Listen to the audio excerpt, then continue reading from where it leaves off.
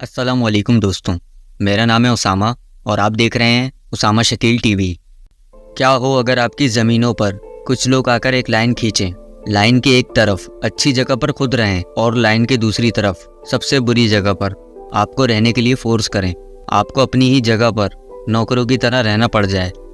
ये लाइन जो आप देख रहे हैं ये साउथ अफ्रीका के कैपिटल केप टाउन में है, जो दो एरियाज़ को डिवाइड करने के लिए बनाई गई है। इसके एक तरफ ब्लैक लोग रहते हैं और दूसरी तरफ वाइट लोग रहते हैं, और ये दोनों जगहें एक दूसरे से बहुत ज़्यादा मुख्तलिफ हैं। जहाँ वाइट लोगों के एरिया में बड़ी बड़ी सड़कें हैं, खूबसूरत पार्क्स हैं, ग्राउंड्स हैं और खूबसूरत लोकेशन है और रोज़ यूज़ होने वाली किसी भी चीज़ की कमी नहीं है, जबकि उससे सिर्फ 100 किलोमीटर की दूरी पर इस लाइन की दूसरी तरफ जहाँ पर ब्लैक लोग रहते हैं वो इंतहाई कंजेस्टेड एरिया है। ना यहाँ पर बिजली का अच्छा निज़ाम है, ना यहाँ पर पानी वक्त पर मिलता है और ना ही यहाँ पर सेवरेज का कोई अच्छा निज़ाम है। और यहाँ पर कानून के मुताबिक ब्लैक लोग वाइट लोग के एरिया में घर भी नहीं खरीद सकते।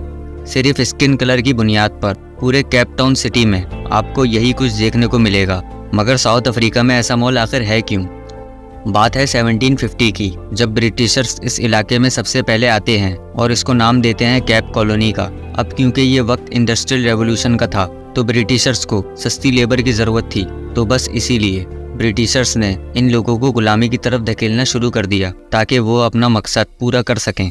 लेकिन फिर 1869 में ब्रिटिशर्स को यहाँ पर और भी फ़ायदा नज़र आना शुरू हो गया, जब कैम्बरली के इलाके में डायमंड दरियाफ्त हुआ। फिर उसके कुछ सालों बाद 1885 में एक इलाके से गोल्ड भी दरियाफ्त हो गया। यानी कि अब ब्रिटिश वालों के लिए साउथ अफ्रीका एक बहुत ही ज़रूरी जगह बन चुकी थी। अब जैसा कि ब्रिटिशर्स पूरी दुनिया में करते थे, यहाँ से भी उन्हें ख़जाना लूट कर इंग्लैंड लेकर जाना था। तो बस फिर ब्लैक लोगों के इलाके में ही ब्लैक लोगों का ख़जाना निकालने के लिए ब्लैक लोगों को ही चीप लेबर के तौर पर इस्तेमाल किया गया।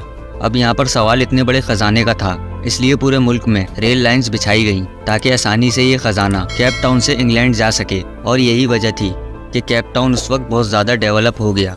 स्किन कलर की बेस पर अलग अलग कानून सबसे पहले 1913 में शुरू हुआ, जिनमें पहला था द लैंड एक्ट ऑफ 1913, जिसमें हैरत अंगेज तौर पर मुल्क की सबसे बड़ी आबादी यानी कि ब्लैक लोग जो कि 70% थे, उन्हें सिर्फ 8% का एरिया दिया गया रहने के लिए, जिसमें से ज़्यादातर बैकवर्ड, पसमानदा और बंजर इलाके थे। और ब्लैक लोग इन इलाकों के अलावा कहीं पर भी ज़मीन नहीं खरीद सकते थे। बस जो ज़मीन इन्हें दे दी गई वहाँ पर इन्हें खेती करना इंतहाई मुश्किल काम था। लेकिन दूसरा ऑप्शन ब्लैक लोगों के लिए था कि अगर वो शहरों में रहना चाहते हैं तो उन्हें वाइट लोगों के अंडर रहकर काम करना होगा, मगर फिर भी उन्हें शहर के अंदर रहने की इजाज़त नहीं दी जाएगी। उनके लिए शहर से थोड़ा सा बाहर एक अलग से जगह बनाई गई जिसे टाउनशिप कहा जाता था। और इसी कानून के तहत डिसाइड हुआ कि उनके रहने की जगह की शेप और लोकेशन कैसी होगी। उसके बाद एक कानून सामने आता है, ग्रुप एरिया एक्ट 1950। यही वो कानून था जिसकी वजह से रेसिज्म को मद्देनजर रखते हुए पॉपुलेशन को 3 ग्रुप में डिवाइड किया गया, वो भी सिर्फ स्किन कलर की बेस पे, यानी कि ब्लैक लोग, वाइट लोग और ब्लैक और वाइट का मिक्सर। और इसी चीज़ को मद्देनजर रखते हुए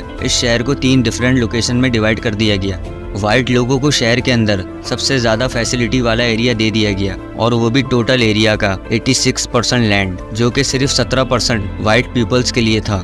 और इस शहर के बाहर ब्लैक लोगों को मिलिट्री बेस के करीब के एरियाज दे दिए गए ताकि उन पर नज़र रखी जा सके। इन एरियाज के अलावा ब्लैक लोग कहीं पर भी कोई प्रॉपर्टी नहीं खरीद सकते थे, यहाँ तक कि इनके एरिया में इलेक्ट्रिसिटी, पानी, इसी तरह की रोज़मर्रा की चीज़ों की इंतहाई कमी भी थी। और इन्हीं एरियाज के दरमियान 100 से 250 मीटर की खाली जगह छोड़ी गई, जो कि इन एरियाज को डिवाइड करने के लिए छोड़ी गई थी। खासकर केप टाउन और नमीबिया के इलाकों में, जिन्हें स्किन कलर की बेस पर डिजाइन किया गया, यानी कि किसी की जिल्द का कलर देखकर ही अंदाजा लगाया जा सकता था कि ये कहाँ रहता होगा। ब्लैक पीपल्स केप टाउन के एक इलाके में बहुत बड़ी तादाद में रहते थे, मगर 1966 में वहाँ की हुकूमत ने अचानक वो एरिया भी वाइट लोगों को दे दिया, और इसी वजह से 65,000 ब्लैक पीपल्स के घर तोड़ दिए गए थे। ब्रिटिशर्स का कंट्रोल खत्म होने के बाद ये सारी पावर डच लोगों को मिल गई, मगर उन्होंने भी ब्लैक लोगों को ब्रिटिशर्स की तरह ही ट्रीट किया, और ब्लैक लोग अपने ही मुल्क में गुलामों की तरह रहने पर मजबूर हो चुके थे। यहाँ तक कि अपने ही मुल्क में ब्लैक लोगों को एक पासबुक अपने साथ लेके जानी पड़ती थी, जिसमें लिखा हो सकता था कि ये कहाँ रह सकते हैं और कहाँ ट्रैवल कर सकते हैं। यानी कि कानून ही कुछ इस तरह से बनाया जाता था कि ब्लैक लोग तरक्की कर ही ना सकें और बस वाइट पीपल्स के लिए गुलामों की तरह सारी ज़िंदगी गुजारते रहें। तमाम अच्छी जॉब्स सिर्फ वाइट लोगों को ही मिलती थी और ब्लैक लोगों को उनके अंडर रहकर जॉब करने की फैसिलिटी दी गई थी और ब्लैक लोगों के लिए एजुकेशन सिस्टम भी ऐसा ही बनाया गया था कि वो गुलामी से निकल ही ना सकें। यहाँ तक कि ब्लैक लोगों को अपने ही मुल्क में सिटीजन ही नहीं माना जाता था।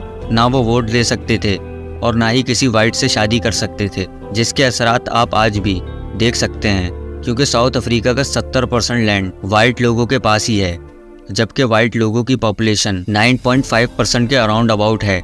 आज भी साउथ अफ्रीका में आपको ज़्यादातर अमीर लोग वाइट ही दिखेंगे और ज़्यादातर गरीब पॉपुलेशन ब्लैक ही नज़र आएगी। आज भी साउथ अफ्रीका में ब्लैक लोग 40% जॉबलेस हैं, जबकि वाइट लोग 8% से भी कम हैं जो कि जॉबलेस हैं। 1994 में नेल्सन मैंडेला की वजह से ब्लैक लोगों को आज़ादी मिल सकी और इन कानूनों को ख़त्म किया गया, जिसके लिए मैंडेला को 27 साल तक जेल में रहना पड़ा। मगर आज भी साउथ अफ्रीका के बहुत से शहरों में यही सिस्टम चल रहा है। आज भी आपको कुछ मीटर के फासले पर आमने सामने दो ऐसे एरिया मिल जाएंगे जिनका लिविंग स्टैंडर्ड एक दूसरे से बिल्कुल अलग होगा। आज भी साउथ अफ्रीका के इलाकों में ऐसी जगहें मौजूद हैं जहां पर सिर्फ वाइट लोग ही रहते हैं और वहां पर ब्लैक लोग कोई घर या जमीन नहीं खरीद सकते, जैसा कि ओरेनिया टाउन, जहां पर ब्लैक लोग इंटर भी नहीं हो सकते।